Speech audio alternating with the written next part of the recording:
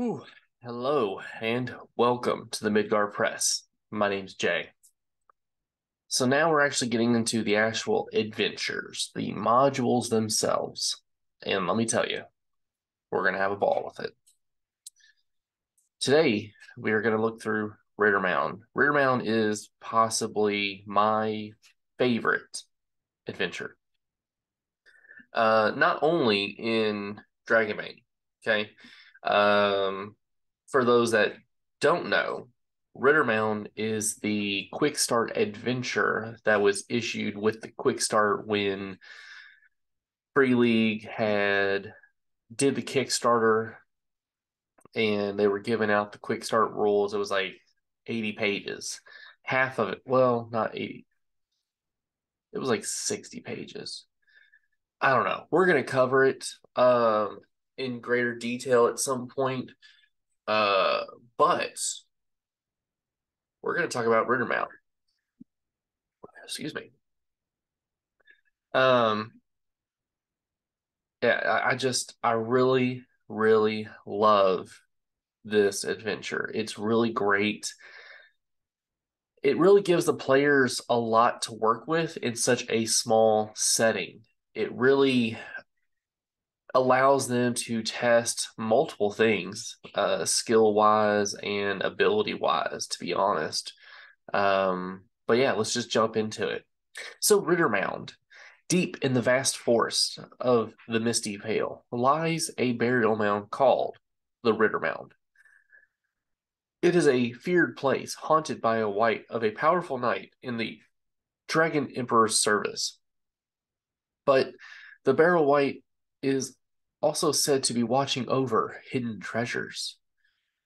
Riddermound is a short and relatively simple adventure and a good introduction for new players, and it's deathly as hell. I have killed some PCs on this. Oh. And trust me, I'm not trying to. It just happens. Um, some of it, some of these people are a little strong. They're a little strong. So, the situation. The old, well, let's do this. Enable scrolling. Let's zoom in a little. Let's do that. So the situation. The old barrow called Riddermound is located in the eastern reaches of the Iron Forest, about 2 days' march from outskirt.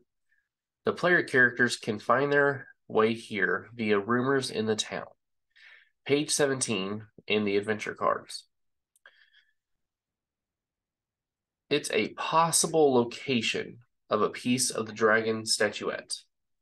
If so, it will be in the sarcophagus in room number 9.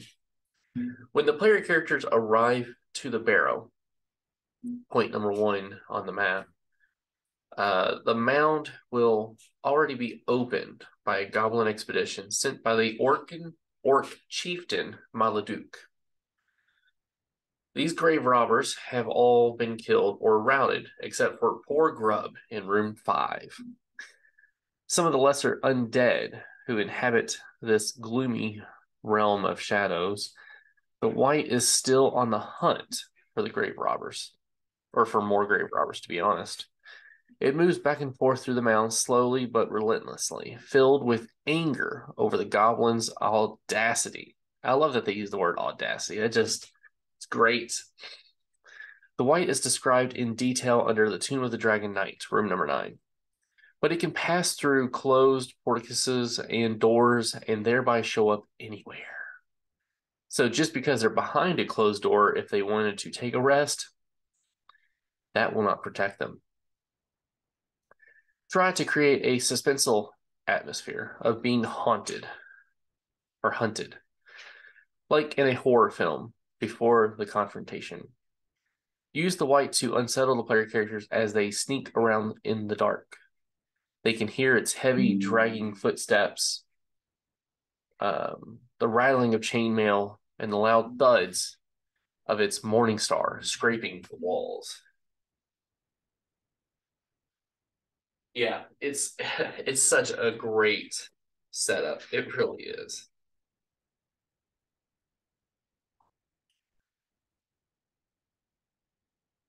So the map and location.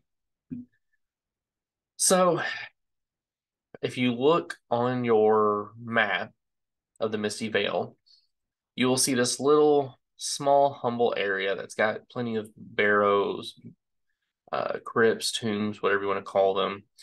And one of them specifically is Riddermound. It's not the whole area.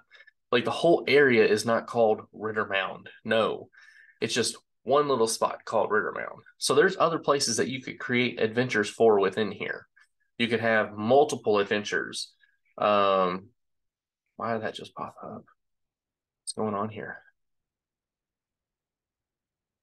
There's multiple things that you can do in this area.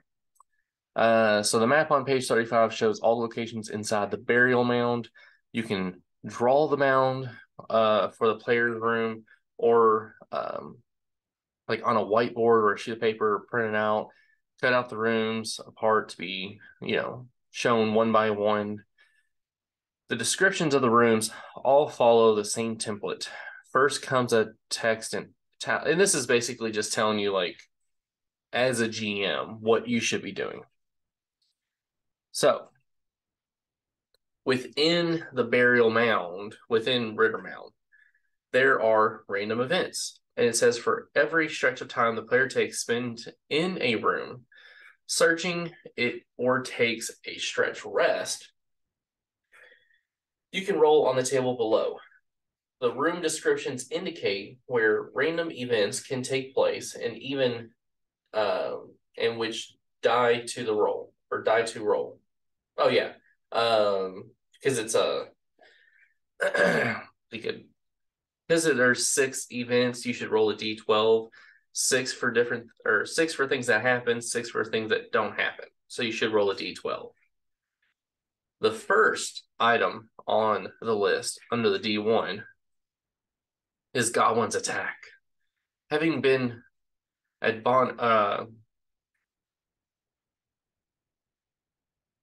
having been admonished by the Orcish commanders, a patrol of goblins have returned to the barrow to retrieve the treasure and possibly save their comrades left behind. There are 2 more than the number of player characters and immediately attack, but flee if half of them are defeated. The goblins have stats like Grub, page 36. If caught, they reveal that they serve Maleduc. 2 of the D12. Almost said D6. Massacred Goblin. The characters find the sad remains of a dead goblin. The body is severely mangled, but a player character who makes a healing roll realizes that the goblin has not been dead very long. 3 of the D12.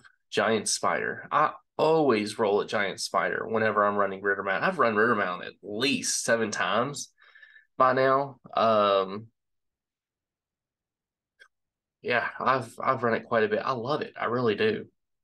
The player characters are attacked by a giant spider dwelling in a cavity behind one of the walls. For stats, see page 89 in the rulebook. This event can only occur once. 4 of the D12, the white. The white has been disturbed by the characters, and it attacks.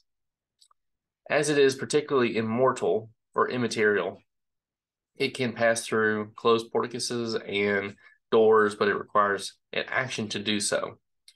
The white retreats to its tomb, number 9, if it loses half of its HP and fully recovers there in one stretch of time. 5 of the D12, relentless spirits.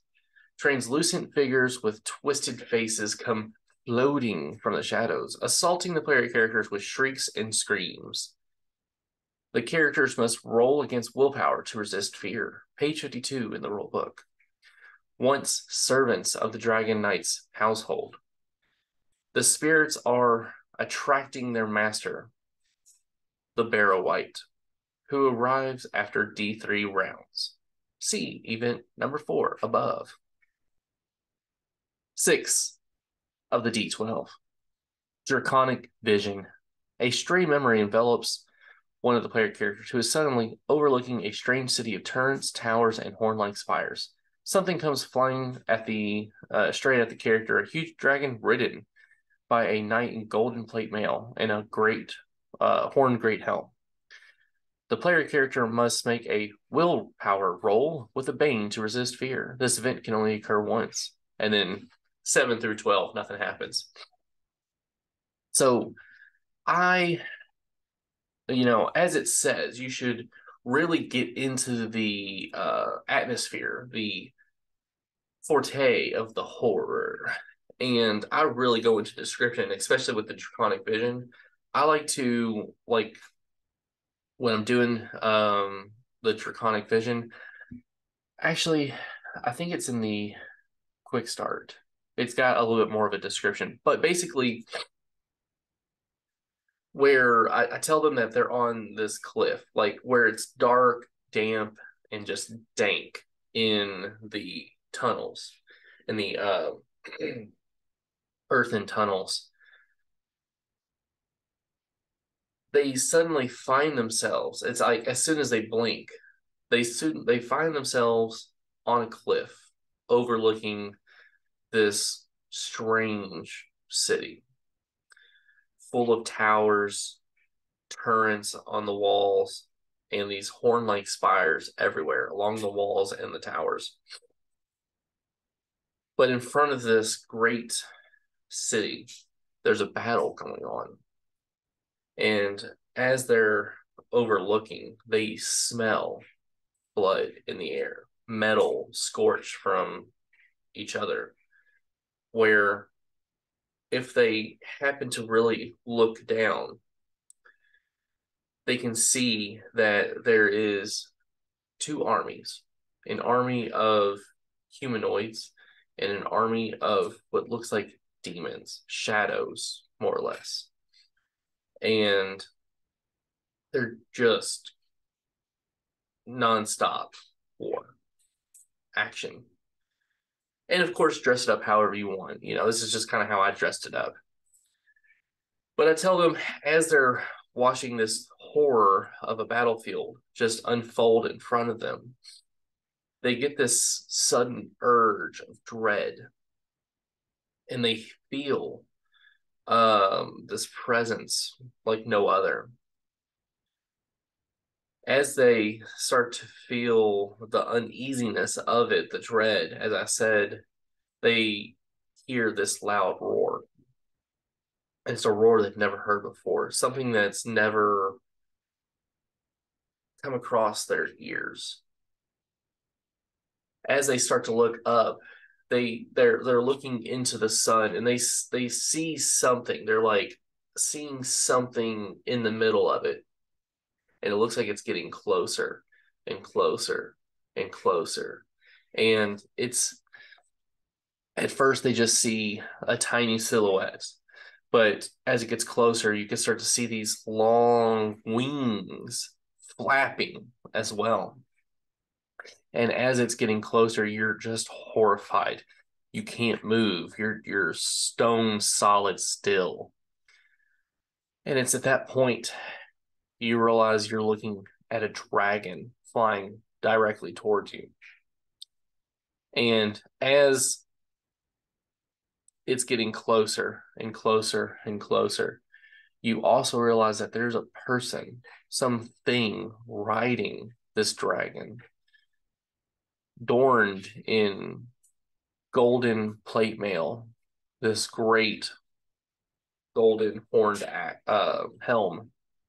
And you can see this rider of this dragon rider, holding this glorious looking sword or mace or warhammer, whatever you want to say, holding it up almost as if they're challenging in a defiant way. And again, you're just stone struck. You can't move. You feel that as soon as you move, you'll be seen. And it's at that moment that the dragon is upon you. Its mouth is open, and as it's about to clamp down on you, you find yourself within the earthen tunnels of Riddermound. That's kind of how I do it, where I let the scene overtake. I portray a great battle is going on because it helps to take away from what's happening within the Riddermound. If they different things, they're exploring and whatnot, it just kind of helps to pull them completely out of that situation and give them something completely different and then shove them back. At least that's kind of how I see it. And then one more thing real quick. So if the player characters decide to leave the mound at any time, you should roll on this table. This is leaving the mound. So if the player characters leave the mound to rest and heal outside, roll a d6 for each shift of time. So 1 to 3, nothing happens. 4 to 5, a patrol of goblins, twice as many as the characters, with stats like Grub, arrive and attack immediately, which they should surprise them, to be honest. 6 of the d6. The white appears at character's camp and attacks them, but disappears as soon as it takes damage. So that's where we're done for the day. We're going to cover the locations next episode. So yeah. Has anybody played the Riddermound adventure yet? Please leave that in the comments. Tell me if you have. Tell me what was your experience. Like I said, I've run it like 7 times now. Every single time, it's gone differently. Every single time. But you know what to do. Like this video, comment down below, subscribe, and share this video. I don't know how many times I gotta tell you all that. Share this video. But until next time, live on and game on, my friends.